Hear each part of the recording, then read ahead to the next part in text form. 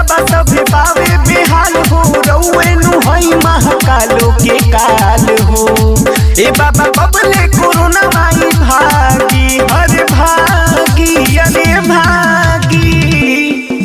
जागी जागी महादेव रउआ जागी बोली कबले कोरोना माई भागी।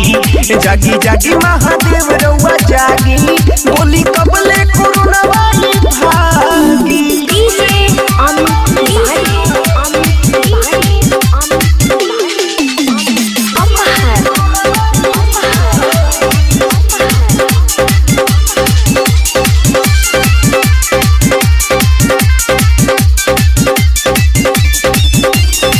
सारा संसार में देखी भइले महामारी। हे भोले बाबा एह दुख से उबारी। सारा संसार में देखी भइले महामारी। हे भोले बाबा एह दुख से उबारी। कोई न बन के जाई कमरिया सुनाय तो हो जाई राउर दुआरिया। असो घर ही से सब गोड़ लागी हरे लागी अरे लागी। जागी जागी महादेव रउआ जागी बोली को बोली कोरोना माई भागी। जागी जागी महादेव रउआ जागी बोली को बोली कोरोना माई भागी।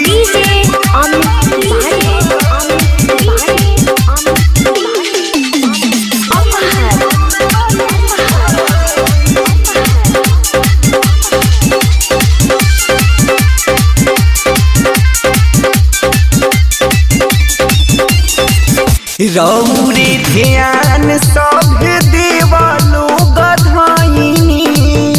विष पी के सबके बाबा रउए बचैनी।